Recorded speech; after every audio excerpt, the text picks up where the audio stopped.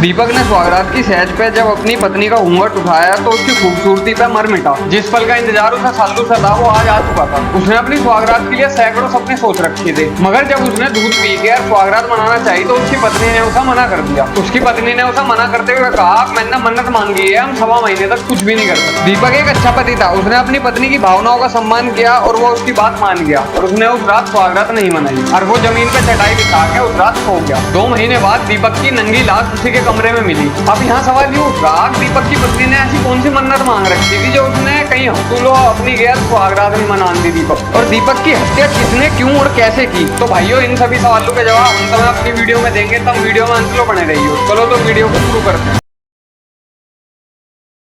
भाइयों, खबर केरल राज्य से आ रही है। दीपक बड़ा होनहार और जवान लड़का था। उसकी शादी हुई तो उसकी पत्नी ने उसे देने से मना कर दिया और वो मान भी गया और अलग चारपाई पर पड़ के सो गया। शादी के 4 दिन बाद जब दीपक की पत्नी अपने मायके वापस गई तो उसने अपने प्रेमी को मिलने के लिए कहा। दीपक की पत्नी का आशिक उसे होटल में ले गया। तो भाइयों, मैं तुम्हें दीपक की पत्नी का नाम भी बताना चाहूंगा, जिसका नाम सावित्री था और उसके आशिक का नाम मुकेश था। जहाँ सावित्री ने अपने आशिक मुकेश को बताया, मैंने अपने पति दीपक को अपने शरीर का हाथ भी नहीं लगाने दिया, क्योंकि मेरा शरीर मुकेश का है। यह बात मुकेश सुन के बहुत ज्यादा खुश हो गया और उसने सावित्री को अपने गले से लगा लिया। इन दोनों ने पेल्लम पाली स्टार्ट कर दी और यहाँ सावित्री ने मुकेश की गैर स्वागरात मना ली। और फिर सावित्री बोली, अब तुम कब मुझसे शादी कर रहे हो? 1 महीने और 3 दिन की मोहलत है तुम्हारे पास मुझसे शादी करने के लिए। फिर मेरा पति मेरी गैर स्वागरात मना देगा तो मेरा शरीर अपवित्र हो जाएगा, जिसे मैंने तुम्हारे लिए बचा के रखा हुआ है। तो मुकेश बोला, मेरी नौकरी अभी नहीं लगी है, 1 महीने में मेरी नौकरी लग जाएगी, तब हम दोनों इस जालिम समाज को छोड़ के कहीं दूर चले जाएंगे जहाँ तुम्हारे और मेरे बीच में कोई नहीं आने का। यह बात सुन के सावित्री बहुत खुश होगी और वो मुकेश से चिपट गई और फिर इन दोनों ने एक सड़बासठ शुरू कर दी। सावित्री ने 1 हफ्ते तक मायके में रुकने की बात कहकर मुकेश के साथ रोज होटल में मिलती थी।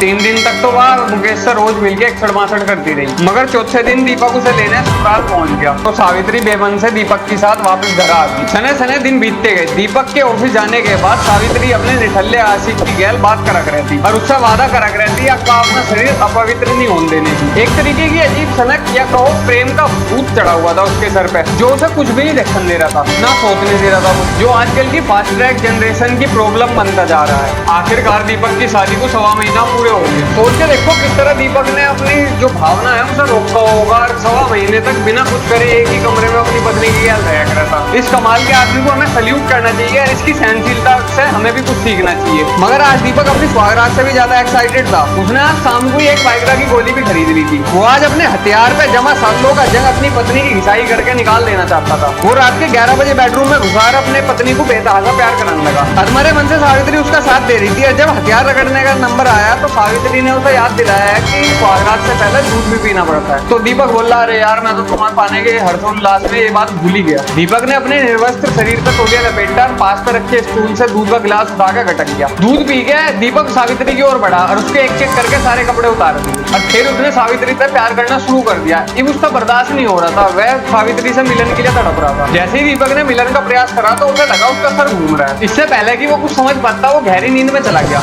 और पत्नी मिलन का उसका सपना उसने सालू से जो सजा रखा था वो चकनाचूर हो गया। उसको नींद के आगोश में देख के सावित्री के होठों पे कुटिल मुस्कान आ गई। वह खुश थी कि उसने अपने शरीर को अपवित्र होने से बचा लिया, जिसका उसने अपने प्रेमी मुकेश से वादा किया था। उसके मन में विचार आया कि आज तो उसने अपने पति को नींद की दवाई दूध में मिला के पिला दिया और वो सो गया, लेकिन अब सुबह क्या होगा और कल रात को क्या होगा? वह यूं काम कब तक कर पाएगी? इन्हीं विचारों की उधेड़-बुन में वह गठजोलो लगी रही। फिर उसे आइडिया आया कि अपने पति को ही निपटा दो, ना रहेगा बांस ना बजेगी बांसुरी। अपने इसके अंधकार में अंधी सावित्री ने अपने सज्जन पति दीपक की नाक पे तकिया रखा और सांस लेने वाले रास्ते को बंद कर दिया, जिससे दम घुटने के कारण दीपक की मौत हो गई। जब दीपक की माँ सुबह दीपक को उठाने गई तो वो सोने का नाटक कर रही थी। दीपक की माँ को दीपक के साथ हॉस्पिटल जाना था, उसका अपॉइंटमेंट था डॉक्टर के साथ।